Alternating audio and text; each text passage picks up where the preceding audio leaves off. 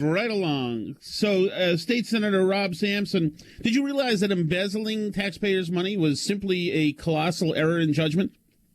Yes. Oh, yeah. We talked about this last week, Tom. I had Chang in front of the, I forget which committee it was. I think it was a collection of several committees, but government oversight, yes, which is a whole other conversation. And, he made his mea culpa, and everyone seemed like, oh, good enough. You can go back about your business. And I think that's absurd. You need to lose your job if you commit crime of that magnitude. Again, you're talking about a guy making over $400,000 a year is his salary. Why are you dabbling in overspending on your expense account? It makes no sense.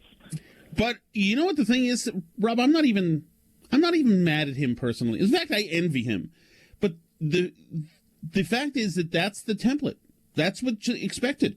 If you get a good job like he's got, overlooking these institutions, then, you're allowed a certain amount of slush stealing. It's just wink, wink. And there's no way it's just him. You know, all these guys do it, and they all have the right letter next to their name, because State Senator Rob Sampson gipes $30,000 of taxpayer money. We're going to hear about that. You're going to get a knock at the door, and you're going to be in handcuffs. No kidding. It's symptomatic, and you're absolutely right. I mean, it's the danger of bureaucracy. I mean, I'm a small government Republican for that express reason. Is government, by its very nature, even if Republicans are in charge, is dangerous because government does bad things. It is not. It's invisible from the public in many respects. There is free money, effectively, which is not free. It's taxpayer dollars, but it flows so much more easily because of that. And there's few people watching. You know, I had somebody reach out to me today. Again, everybody wants to see a Doge for Connecticut, and no one wants to see that more than me. The problem is you really need to be in the party that is in control to be able to do it. Even when we try and do the state budget each year, we're at a complete disadvantage. The Democrats know what's going on in each one of these state agencies and how each dollar is being spent. For us, it's just a line item. I don't know whether that money at the Department of Agriculture is being spent wisely or not. I'm going to assume it's not. But you get my drift. You can't really tell. No, and that's part of the humor of the whole thing, is that Chang, of course, is doing a comprehensive audit on himself and his institution, which is a hilarious joke that, okay, thanks, we trust you. It's like L.A. Mayor Karen Bass is now investigating why she was allowed to travel to Africa during the fires that burned L.A. This self-auditing thing is something that only happens with a one-party state that has been so swept into corruption that it can't even recognize the absurdity of it. Exactly. Well, what remains to be seen is the Government Oversight Committee, which the Democrats created this year in reaction to Doge on a federal level. But, of course, so far, nothing has happened there. I've been appointed as the minority chairman, and I can tell you all of my efforts to get us going on various things haven't really gotten anywhere yet. One of the things that's coming out of the Cheng story is the whole issue of the P card, the expense card, and how it's used. And I've been after the chairs of the committee to say, look, we have an opportunity here. You got a front page story on this issue. We can tackle P cards. Why don't we do that? So it will be a test. If that happens this cycle, then maybe there's hope for the Government Oversight Committee. If not, you can tell it's going to be business as usual. Yeah. Well, do you guys all get P cards? No. So it's just people in the executive branch, essentially upper management. Yes. In fact, I didn't even know that that's what it was called up until this recent story, to be honest with you.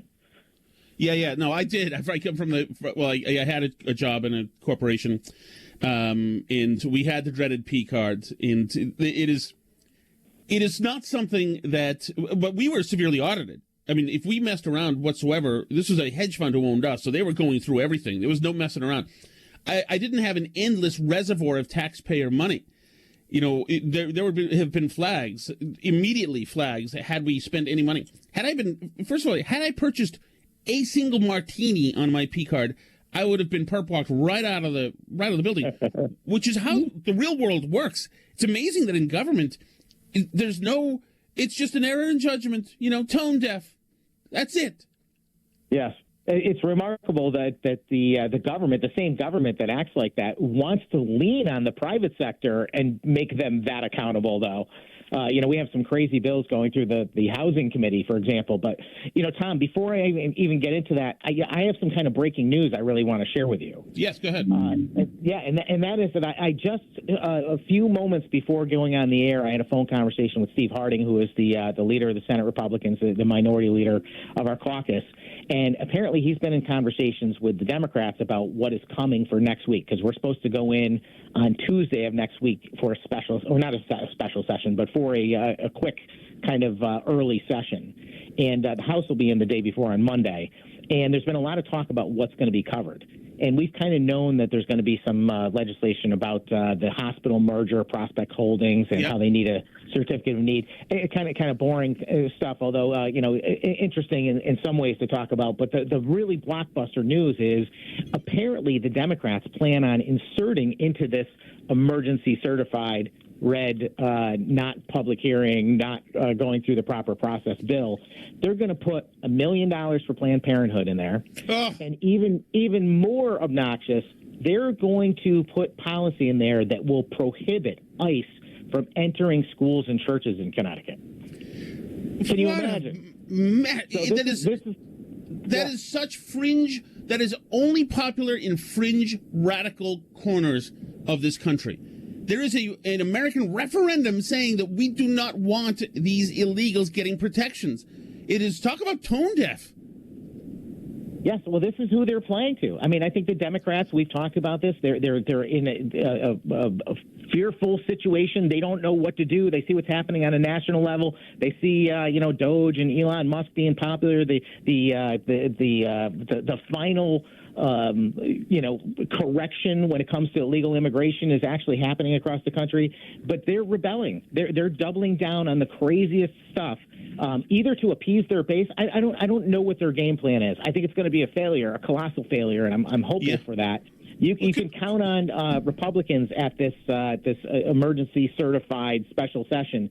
We're gonna lay it all on the line, and we're gonna paint a very, very strong narrative so people realize there is a distinction. This days of the uniparty and stuff like that. I'm doing everything I can, Tom, to make sure that is over. That Republicans stand strong on principle, and we make it very clear that we are a complete, distinct choice from the Connecticut Democrats. And this will be live streamed, right? This is not the closed door, locked down basement meeting. No. This is going to be live in the House on Monday and live on in the Senate on Tuesday, and anyone can watch. Anyone can come up to the Capitol and watch in person if they want. That's fantastic. All right, Rob, I'm going to take a call for you. Andrea, you are on with Rob Sampson. Hi, Andrea. Hello there, Rob and Tom. So I have a question. So there's got to be somebody who approves people's expense reports, right? Like, I have to send mine into accounting. They get kicked back sometimes if I'm a penny over on a tip. So I guess I just wonder, like, who's the person in the accounting for the state of Connecticut stamping the expense reports to go through? Like, he has to submit them to somebody. But I guess the problem is when you're the boss, no one's checking your report. But is that Sean Scanlon, Senator Sampson? Would that be Sean? So Andrea, I mean, I don't know exactly how it happens in the Connecticut university system, but you're right. There's a human resources department, and I'm told that this is well beyond just the chancellor himself. I'm told that there's a lot of other people that were involved, but of course they would be high-level folks that I doubt that human resources person would want to question. And that's how this continues over time. And it takes just the random audit, that is done by the Connecticut state auditors to start to catch on to this stuff, or something leaks out somewhere. And that's the shame of it all, which is that so much is happening that we will never know or see until Republicans take over. That's what's happening in Washington. That's why the Democrats fought so hard. They didn't want to see Trump take over and expose it all. Yeah, well, I mean, that would be nice. Hopefully, it could trickle down at some point. So keep up the good work out there. Didn't they get rid of a state prosecutor this last year because she was misusing state funds? Was that the one whose staff hated her? She was, I forgot. Yeah. She stepped down, I think she stepped down. But, we talked about what was happening. Crazy. Well, thanks, anyway, Andrea. thank you for taking the call. Bye-bye. Pleasure. Bye-bye. The funny thing is, we talk about who's got to sign off on the expense report, and you mentioned like it's somebody in the university system, maybe in HR. Well, the purchase in HR also has a P card. That's how P card culture goes. So, I see. Thirsty Thursday goes on this P card around here. That works for me. Let's go to Rob and Meriden. Rob, you are on with State Senator Rob Sampson. Yes, thank you for picking up the call. And Mr. Sampson, thank you for taking the courage to take some calls. I appreciate that. I take all comers all day, every day. I'll share my cell phone number on the air if Tom will let me. Yeah, I got a feeling this is a couple minutes, if you don't mind. How about we just call it, I've heard this before, it comes down to training. Training. Do you know in the department, I'm going to talk about the police, and do the state police have GPS in their vehicles? And has the state union allowed the people who own the vehicles to put GPS in them to verify the actual hours they're working? Or you don't have the authority, the union's telling you to go pounds in. You there? Robbie there? Yes, I don't know if I understand the question. Well, let me give you some context, Rob. Rob from Meriden is a cop-hating guy. So everything comes back to the cops. No, go ahead, Rob, ask the question again. Is there, because I know they had a problem with this ticket scandal, they couldn't verify the actual hours they were working. I don't know if you recall, it wasn't too long ago, the ticket scandal.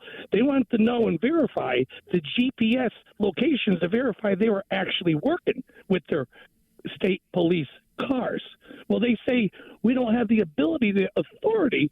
This is what I assumed, or what I interpreted, that the state cannot put them in their vehicles because the union dictates with the Labor Agreement Act or law or whatever terminology. And are you concerned with that corruption? Possibly. Or you just say, let that fly like Ned? Yeah, no, I'm not saying let anything fly like Ned. I can promise you that, Rob. And, of course, I want to stop corruption at all levels. Look, I support our police, but there are... What's the answer? What's the answer? Do they have... Hold on a second. Hold on a second. Go ahead, Rob. Yeah, I was just going to say that, I'm not in favor of any kind of corruption. I support the police, but I could list you half a dozen things right now that concern me, like the abuse of the pensions, for example. I mean, every other week I run across another example of somebody who works either in the Department of Corrections or for the state police that are padding their pensions. Folks that make, $75,000 to $100,000 a year, but they're actually making $250,000, $300,000 a year because of overtime, and it's all being done because they're nearing the end of their service, and their pensions are based on the amount they make in the last several years. And it seems like it's a cultural issue there, and that's a problem that needs to be looked at. There's countless issues in corruption in all levels of government, but I can't speak to that one specifically. Hey, can I, and thanks for the answer, thanks for the call, Rob from Meriden. Can I, one of the themes that we've been going through here in talking about this corruption and people spending state money and all this graft is that too many people in Connecticut get punished for doing the right thing. And I know that you've been working on this, HB 6889, concerning evictions. It's like we're about to destroy the livelihoods of landlords all through the state. Yeah, Tom, I was on a public hearing yesterday starting, I think, 10 in the morning. We finished about 3:30 in the morning. Again, about 300 people signed up to testify. It started at 10? It started when? It might have been 11. Sorry. 11 to 3:30 in the morning? Yes. Oh, yes.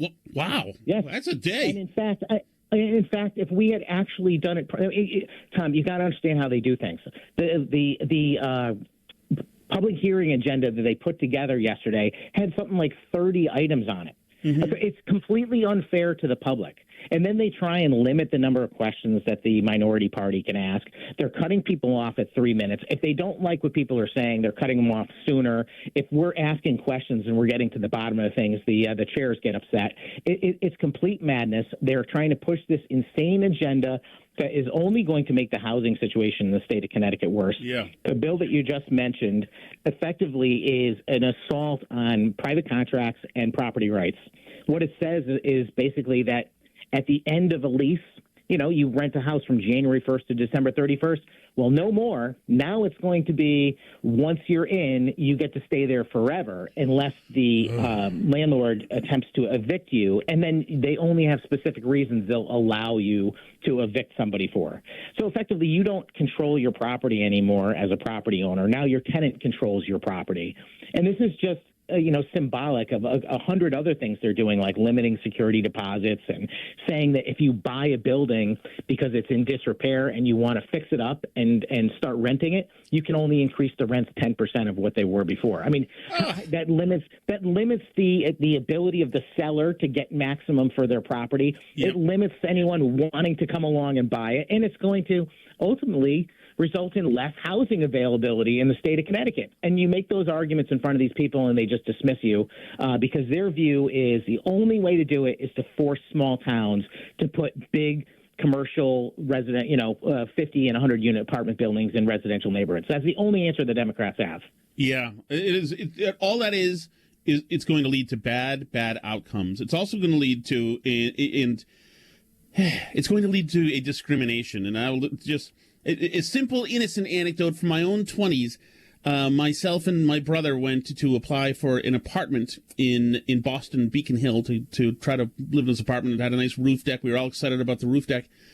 And the rental company said to us, honestly, we don't have to go any further. We're not going to rent to you guys. The landlord doesn't want to have to, force you with the jaws of life out of here when you two become, trouble. It was only because we were under 30, and they said it's not worth the hassle. And it's this kind of thing is going to happen. People are going to have to protect their interests, and it's going to look ugly, but that's because government has stupid, dumb, ham-fisted hands on everything. It's absolutely terrible. That is a poison bill. I hope you guys can torpedo this thing, but we'll see. They ran that bill last year. Yep. Yeah. They ran it last year, and we were able to prevent it. But it's going to be a lot harder this year. And, of course, the Democrat leaders are in favor of it. I had them before the Housing Committee a few days ago. And, it's so crazy listening to Senator Duff in particular. I mean, he tries to blame Trump for the price of eggs. He mocks me for praising Doge and Elon Musk. And then, he insists that, if there are towns across the state that are refusing to put affordable housing in them, that the only reason is racism and discrimination. That's what you get from the Senate leadership. Yeah, that's great. That's great. I'm not sure if he lives in the most diverse community himself, as a matter of fact. Okay, let's, Rob, you stay right there. We've got a half hour more with State Senator Rob Sampson. And we got full lines here, so we'll come back and get all of your calls after the news. Stay with us. This is WTIC News Talk 1080. Did you know that VA New England Healthcare provides the very best medical care for our nation's heroes? We have State Senator Rob Sampson, and, okay, Rob, you stay right there. I'm using the technology, so anything could happen here. Let's go to Q in Wethersfield. You're on with State Senator Rob Sampson. Hey, Q. Q. Hey, Tom. How you doing? Good. I'm a retired state worker. I actually worked for the Department of Correction, and if anyone had, if you thought about like how many people, the taxpayer thought about how many people that are like management and middle management that really don't do anything, like everything's signed off by 3 other people before them. Are you still there? Yeah, no. It's reminding me of State Senator Sampson talking about wanting Doge to come into the state because that's everywhere. Yeah, I mean, but if you did a time study on these people, they could even fake their job. They couldn't, they couldn't fake their job if they tried. If you give them a month in advance, they might be able to fake a week. But that's it, and they make between $100,000 and $200,000 a year, and they're just they don't have a job. Like if you, like I'm from the prison system, right? Yep. And like you have a warden, right? Okay, then you have a deputy warden, and then you have captains and counselor supervisors and all that stuff. So that by the time they get something to their desk, it's been signed off by 4 or 5 different people. Yeah. So the warden just goes, going, it's not my fault. There's no one to blame for anything they do. What does the warden do day to day? Because I assume that the assistant warden is the guy who does all the operational stuff. So what does the warden do? I don't know. Meet with vendors, lunches? they don't really do anything. They come in and they do nothing. When there's a crisis in the prison system, say whatever, a bad assault or whatever, and they lock the prison down, the warden comes in, but the deputy warden, who's usually like someone who came from like as a CO, up the ranks. Yeah. But most of the wardens are like, they were council supervisors. They were like they were in different, administrative jobs. They weren't in the pits with the inmates. They don't know what's going on, so they just take over and do what's going on. But they go on vacation for like a week, and no one has to cover their shift. If you're making $200,000 a year and no one has to cover you while you're gone, they do have someone cover. Like that's someone you could call. That's a great point. That's a great point. That would be the good litmus test. That if are you needed whatsoever? And go ahead. Can I tell you a great story? Sure. The state of Connecticut hired this company, this private company, that did a really good job on how to streamline stuff and save money. Mm-hmm. And they were stupid enough to let me be involved in that. And it was like, and the company did a really good job. They had like human resources. They had, people from all the parts. They had me as I was a grunt. I was a food service supervisor, and they had supervisor twos and whatever. And we got together and we went through whether or not how they produced the food at the women's prison. Was it, was it worth doing it? And me and a couple of guys that were actually, were patriots and we're going, yeah, what's going on? We proved like that they were losing like hundreds and hundreds of thousands of dollars every year by doing this. Huh. I mean, we proved it with math. And guess what they did after it was all over with? They threw their findings away or fired you. They did nothing. That's what they did, yes. Yeah, the whole thing. Yeah, go ahead. Q, let State Senator talk for a moment. Yeah, go ahead. Yeah. Hugh, I want to first thank you for your work in corrections. It's just, this is so prototypical. The executive branch is made up of people that, obviously state employees, but all of those very important jobs are usually political patronage jobs. They're people that are there. They're members of the party. They're friends with the administration, that kind of thing. That's how they ended up in those positions. Yes. Yeah, and I mean, this is the Democratic Party has become the party of victims and underachievers. That's who they target on in their marketing. That's why you have the trans activists are part of it. The tenant union people that are like the extremists. Trying to upend our housing market. I mean, anyone who considers themselves to be a victim, the Democrats latch onto because they want to be their savior. It's like, we're here from the government, we're here to help. And so they have that entire entitlement class wrapped up, and then the other part of their base is the state employee network, for lack of a better term, and that's what they are going to continue to double down on right now. The start of our conversation, Tom, was all about where the Democrats stand as things are changing in the culture. And you're going to see that they're going to be promoting more and more benefits for state employees because that is their base. They got a lockdown, and they're going to be promoting more and more policies that cater to those fringes of the culture because they know that those are easy pickings. Well, yeah, and hang on one second. Q, thank you for the call. And actually, along those lines, there are thousands of these workers right now, especially the union ones, who aren't even back in the office. I mean, it's been 5 years, right? Yeah, we have a bill in. Me and the House Republican leader, Vinnie Candelora, and I put a bill in every year to put the workers back in the building. There's a lot of good people that work for the state of Connecticut. I don't want to knock them all, but it's a terrible culture. And a lot of good people go in to work for the state and ultimately get absorbed by that culture, too. I've seen it over and over again. The problem is you can't attack it from anywhere but being in power in the executive branch. Even if the Republicans had control over the legislative branch, it's super hard because you cannot see into these agencies. It is a network that is hidden from view. It's amazing, too. I heard Candelora talking about some of these cases where new hires will go in and there's nobody in the building. So they're walking around looking for other human beings, and there's nobody. And some people will only be in twice a week, which means that they can only do head-to-head facilitation stuff twice a week, which makes everything, the pipeline is long and inefficient. It's absolutely amazing that we've got these buildings right now that are just empty. Being rehabbed for what? Like it's terrible. How do you audit the productivity of these people who are at home?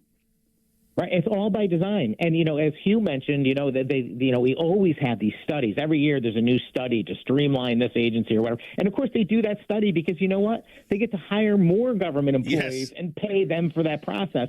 And then we get the study back, and nothing ever happens. They just come back next year and they come up with a new study for the next time. But it's all by design. It is all to grow the government class because that's what they're trying to do. They're trying to establish the government authority as the mainstay of the Democratic Party and a new American system that's not based in individual liberty but government power and control. Yeah, and not only you bring in an auditor and discard the findings, or my favorite thing is you bring somebody to review a think tank to review crime statistics. You're paying somebody to write a report for you telling you that crime is down throughout the state, and they produce one. And then Bob Duff and Matt Ritter get up there, and they have a news conference, and they say, "Wow, crime is down. Our new approach to policing is absolutely working." The television news in Connecticut doesn't do any vetting whatsoever. They run the press release as if it's fact, and there you go. And people in far corners who are away from all the crime say, "Wow, we've hit the perfect peak in this state. There's no more crime." Meanwhile, all you have to do really is read any of the coverage of all the highway crashes, just shootings, double murders, etc., to know it's not the case. Yep, amen. Yep, they are very good at just repeating the same lies over and over again, and the press will parrot what they say.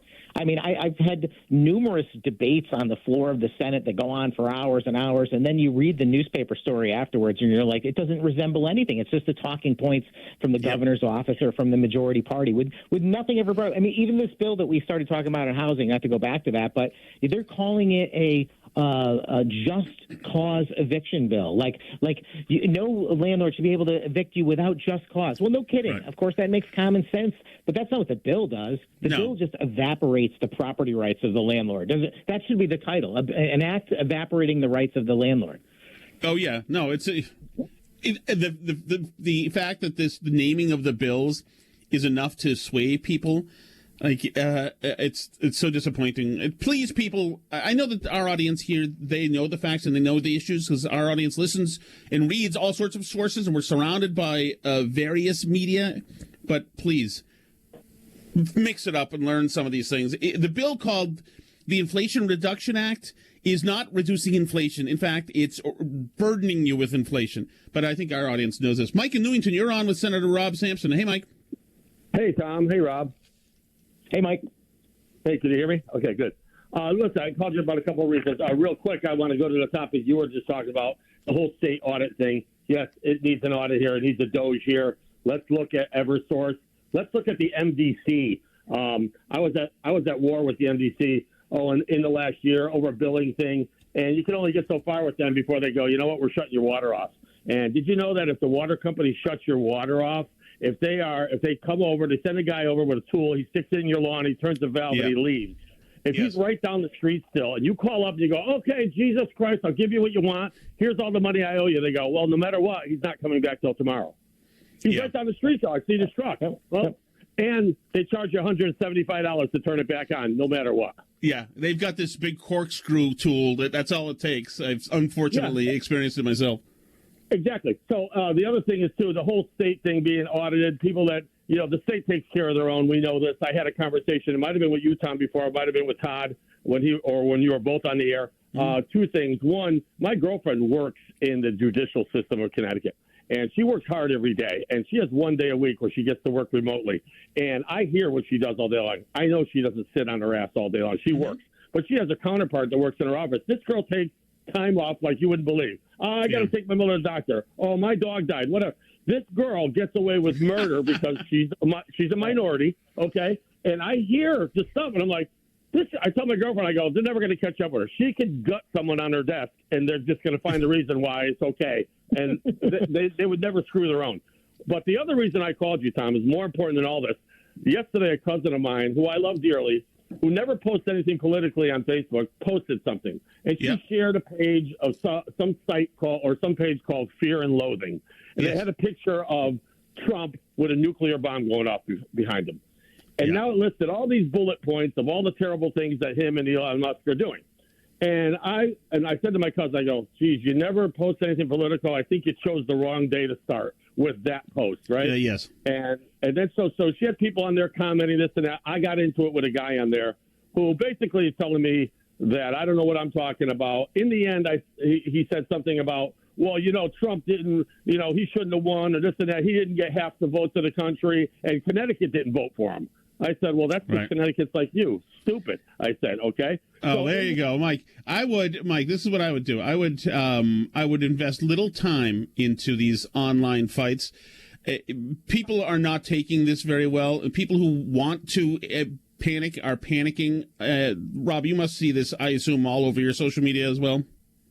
Oh, yes. I mean, there's no rational response to Trump being in office or Republicans winning on any issue. Mm-hmm. And if the next Republican candidate for governor is smart, they will come out very much like Trump. They will come out with their own Connecticut version of Doge. Yeah. I'd be happy to run that, actually, and make things happen. Be bold, be strong, and take it to them. The Democrats, their heads are popping off right now. I mean, and that includes the lawmakers I'm dealing with. They can't handle it. Well, right. And Rob, why don't run on your energy bill? Like, there's your issue right there. Start with the energy bill. Just run on issues. The people in Connecticut on both parties are being absolutely brutalized with these energy bills. You want to be a populist hero, be the guy who says enough of this BS. That's what, hopefully maybe I'm talking to the guy right now, but we certainly need more people in the ranks. State Senator Rob Sampson, stay right there. We'll be back with one more segment, guys. Get your calls in now if you want to talk to Rob Sampson. My name is Tom Shattuck. This is WTIC News Talk 1080. Right back to the phones with State Senator Rob Sampson. Now, hold on. So I've got Rob on B now, and now I'm going to go to A. Oh, this is revolutionary. Here we go. Let's go to who's next here? Tom in Thomaston. Hey, Tom, you're on with State Senator Rob Sampson. Hey, thanks for taking my call again. Rob, I'm a big fan. Hey, I think you are the one strong lone voice for the conservative side. But I also think Mark is a strong voice for the citizen journalist or whatever. I sense some animosity between you two guys. My suggestion is you guys would be even stronger if you guys could work together and get over any differences. So, Rob, he's talking about Mark from West Hartford. Yeah, Mark from West Hartford, yes. If you two guys... let me just... okay, let me get Rob in here. Go ahead. Tom and Tom from Thomaston. I'm outnumbered here. Hey, look, I don't know Mark. I've heard him on the radio. I love Mark on the radio. I think he's fabulous when he's whacking around the West Hartford Board of Ed or whatever, talking about national politics. He's great. He's just completely wrong about me. He thinks that I'm somehow in a category with the state party chairman or Themis Claridis. I have been the spokesperson for the conservative wing of the party forever. I mean, I've been in office since 2011. That's who I've been. And, for most of that time, I've been just the guy that is like a thorn in their side, trying to be heard and making sure that our party tries to move as much to the right as possible. I'm very happy to report that in the last couple of years, we have some new leadership in Senate Republicans, and we're actually doing that. We're actually moving to the right. I have a say now in the leadership of the Senate Republicans. That's not the same thing as the state party and the House Republicans, as I mentioned before on the air. But as far as Mark goes, I've offered him my phone number. I'm happy to meet with him and talk with him. I want to assure him that I'm a legit guy. I am not a phony, as he's once called me. I think that's unfair. And I think he's a good guy. I would love to be on the same side. Absolutely. I hope that I'm surprised he didn't call today. I know he's got stuff going on. Rob in Waterbury. Rob, what's going on? You're on with State Senator Rob Sampson. Hi, guys. How are you? I used to call into Todd Freiberg all the time, and Tom, I'm glad to talk to you. Rob, a couple things. First, I'm a retired state employee after 40 years, and I can answer a couple questions, but I have one question for you, Rob, and hopefully I'd like to sit down and talk to you about it one day. I know a couple of years back, my grandson is type 1 diabetic, very brittle. He has the pump. He's been back and forth to Yale all the time. Rob, you are the only one in the Senate and the House who voted against the diabetes bill to help fund a cap for $100. Now, when I asked you about it, you had told me you were going to get a better bill, and that's why you voted no. My question is two-part. Why did you vote no on it if you could have voted yes and then said, I'll give you a better bill? Number two, it's been about 7 or 6 years since that bill that Ron Napoli helped move forward and other people in the House. And it doesn't matter what party. It was bipartisan. Everyone voted for it. Can you tell me, one, why you voted no, and two, when are we going to get a better bill? And please call me on this, and then I can answer a couple of questions for you. Sure. So, Rob, you're supposed to be on my side. You know, we just had Tom from Thomaston. Now we got two Robs, but you're against me. Terrible. Look, happy to talk to you about anything. You're going back several years. Trying to remember the details on that are hard. But, I mean, the fact of the matter is the Democrats put forward an insulin bill in response to President Trump putting forward an insulin bill on a national level. They were just trying to play a little game. The fact of the matter is that bill did not cover everyone. It only covered a certain part of the population. It was completely imperfect. It was done for political reasons. And I'm not really a fan of mandating drug companies or price capping to begin with. I mean, the fact of the matter is the market should resolve most of these issues. I mean, that's what happens. We have a system in this country that has created the best quality of life on earth through free market capitalism. And when you start to cap prices on things, including prescription drugs, what happens is you have few players in that industry, and ultimately, you might. Rob Sampson, we'll continue this part of it a little bit later. Thanks so much for joining us again.